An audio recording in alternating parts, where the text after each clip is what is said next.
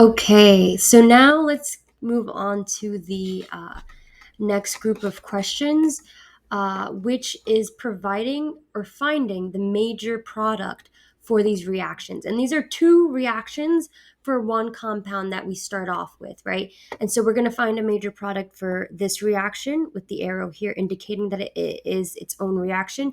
And then we're going to find the major product based off of the compound we derive from this first reaction for this second one, right? So let's get started. First off, you want to look at what we are starting with. Are we starting with an alkene or are we starting with an alkyl halide? Depending on what we're starting with will tell us whether this will be one of the addition reactions for alkenes or whether this will be SN1, SN2, or E2 or E1 reaction. So we're starting off with an alkene. And so then when we look over here to our reaction reagent and solvent, where we see that this is pulled from the table from addition reactions. So we know it's going to be from that table. So if we look down the table, we see it is number 2 in our addition reactions. So this will add a halide, anti-Markovnikov. Okay, so let's get started. First things first, I know that, hold on. I know that,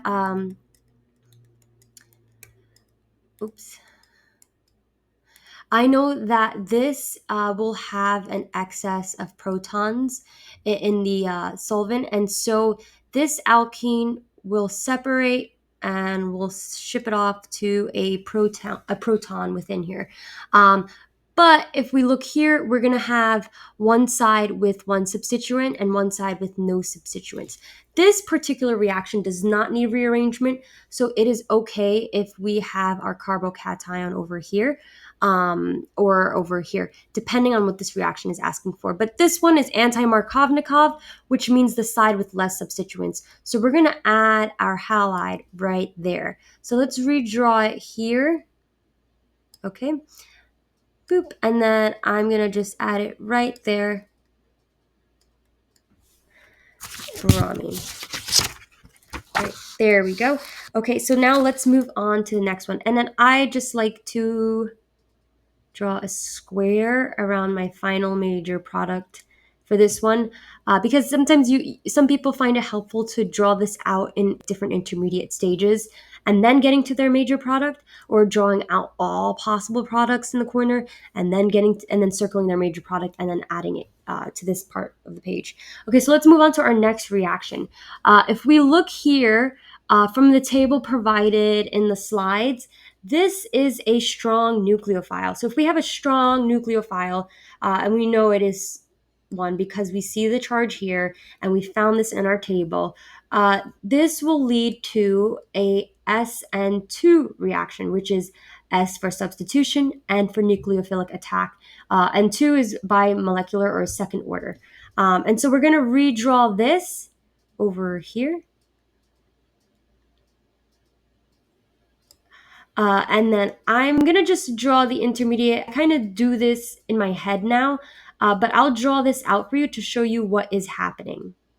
Right, so this is the exact same thing that's here. This is just going to be the one we will do work on, right? And so in substitution with a strong nucleophile, what happens first in all of these reactions, whether it's SN2, E2, SN1, or E1, is there will be a leaving group. And so this halide will be our leaving group, and it will take its bond with it. And then we have a very brief intermediate here of a positive charge here. But because we have nucleophilic attack, and this is a one-step reaction, this all happens at the same time, this will not fully form, and our nucleophile will attack from the back. In this case, this is a primary substrate, so it will have space to attack. Our nucleophile will attack. This is our nucleophile. It will attack and take this place, and that's why this becomes substitution. So our final major organic product will be, usually I don't draw this square first because I don't know how big I'm going to make my drawing, but that's okay. I will finish. Okay. And now here we will have successfully substituted with our strong nucleophile.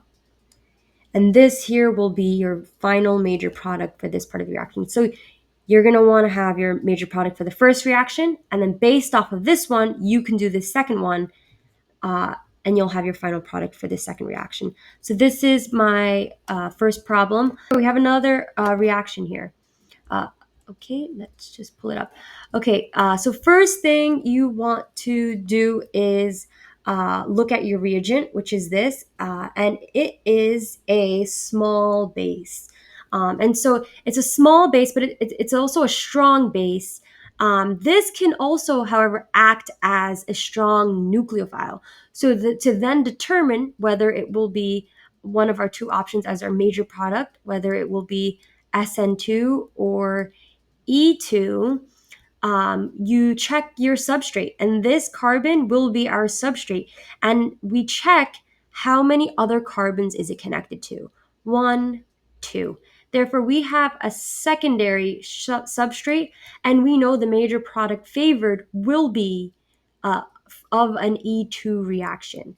Okay, and then here we see our bromine is facing away from us. So anytime we see any indication of our halide facing away or toward us, we know that our beta positions are going to require the hydrogens attached to them to also to be anti-periplanar to the halide we're working on. And so what that means is that we will look to our beta positions, which are our carbons adjacent to the substrate or the alpha position, and we will check our hydrogens there. So we know this one is connected to a carbon here, it's connected to a carbon here, and it's connected to a carbon here. It only has one hydrogen here, and that hydrogen is facing away. However, that is the same direction that the bromine is facing from us, so we cannot touch this hydrogen. Our base cannot kidnap that hydrogen, right? So we're going to look here, and we're going to see that this actually has two hydrogens connected to it. One will be away, but the other one will be facing towards us. So we know this is an eligible hydrogen that we can remove with our reagent and solvent in this case. And so first thing in every reaction is there will be a leaving group, and that will be our halide. Boop. And E2 reactions are one-step reactions. So as our halide leaves and we form a very, very, very temporary positive carbocation here, our base will now start doing work on the adjacent hydrogen. And it will take this hydrogen, as it is anti to this bromine, and it will cause a very also brief. I'm going to draw this out. This I usually do in my head, but this is just so I could see what's going to happen here and why we're forming an alkene with our elimination. Leaving group goes. There is no substitution in this case. However, there will be a hydrogen extracted from the beta position here. And what will happen is we will have a carbon here with a positive charge, a carbon here with a positive charge, and carbons at all times want to have 4 bonds, which is the most bonds they can have, and that's when they are most stable. So automatically they will form a double bond here. That will be our alkene. And so let's redraw this out here. Let's see if I can do it a little bit neater with this software help. Okay. Neat, I did it. Let's see. Honestly, I'm happy with how it looks, so I'm not gonna bother it anymore. Okay, and so we're gonna redraw our methyl group here, just so we can maintain the same compound, and we're only gonna make the changes allowed by the elimination reaction. Okay, and then our alkene will form here. You can draw it on the inside or the outside, whatever you prefer, but because this is filled in, shaded in from the software, I'm just gonna let it be. And so that will be my major product for this reaction. Okay, and now let's move on to this one. So automatically we see we have an alkene. So we're going to be working on that alkene with an addition reaction of alkenes. This one looks like the 10th one on the table we're provided. And that one is a formation of an aldehyde slash ketone from our major product here on this side. So this one's a little tricky. I'm not going to use this to make my alkene because then I won't be able to fix it. So I'm going to try to just redraw the major product that I just formed. Oh, this is going to be so bad. That's okay. And then I will, this is too bad actually.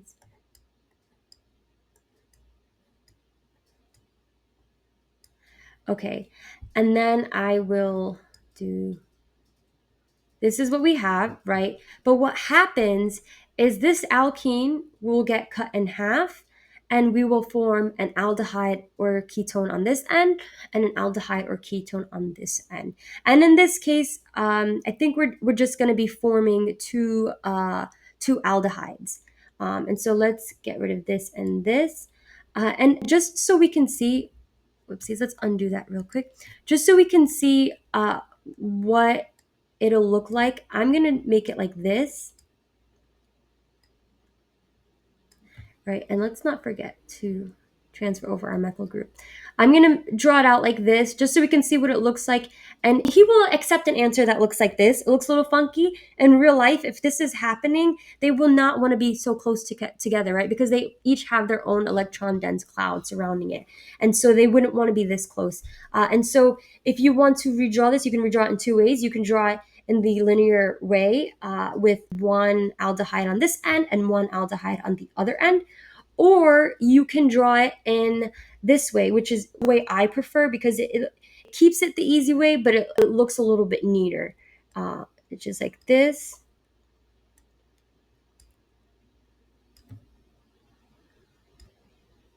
I'm just drawing my original thing just so I can have it. And then one like this. And then just one opening up here, just so they're not so squished together and we give them space. Okay. Right. So these are both the same exact answer, and you can double check by counting your carbons. We have 1, 2, 3, 4, 5, and then the sixth one here. We have 1, 2, 3, 4, 5, 6. So we both have carbons, 6 carbons each. So this is the exact same thing as here. And then let me just show you a final way that you can draw it. So we're going to draw our linear carbon chain with 6 carbons, right? So we want to maintain it. So 1, 2, 3, 4, 5. And that will ensure we have 1, 2, 3, 4, 5, 6 carbons. And then on one end, we will have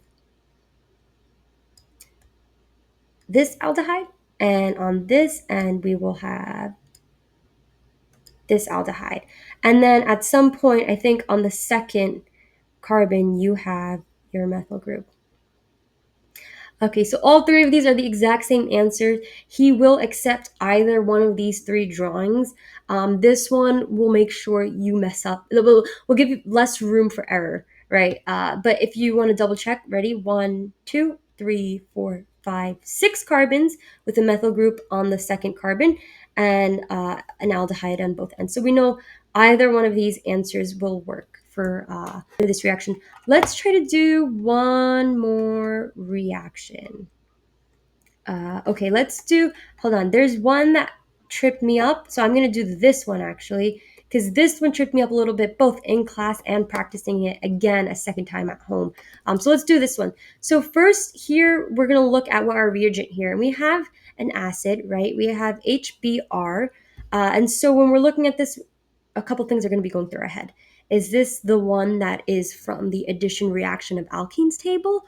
Or is this an acid that we would use in an SN1 reaction? How do we determine which one is it? We look at what we're working on. We're working on an alkene. So that means that this is going to be from the addition reactions of alkenes. And so this will do work on this as the table says. It will add the addition of H and an halide. In this case, our halide is bromine.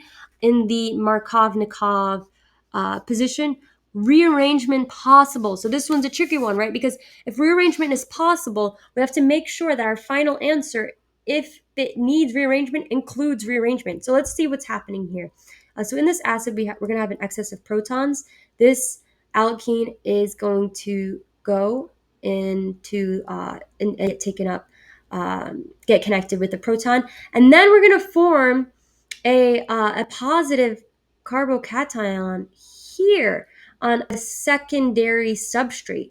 But tertiary substrates are the most stable. So if it's possible and if we can, this will need rearrangement before we add our halide. So what we're going to do is we know that this carbon is connected to 1, 2, 3 bonds, but it has no charge on it. So we know there's a fourth bond here to a hydrogen. And so what will happen is we're going to do a hydride shift to the carbocation on the secondary substrate. That way this becomes satisfied with its 4 bonds. And then this will now, I'm erasing this as I'm going because it's updating live time. This is now going to be our tertiary carbocation. And so now that it's in a stable part of this compound, we can go ahead and add our bromide in the Markovnikov position. And so what that'll mean is adding our bromine to the place with more substituents. In this case, this is it. This is the ideal place with more substituents. And so we're going to erase this here. And we're going to add our bromine. There we go. So let's draw this out here, though, because we need to draw out our major product and not just add on to the drawing we are provided. So I'm going to do this. That one looked bad. Okay. And then this and that. So we have our bromine added here.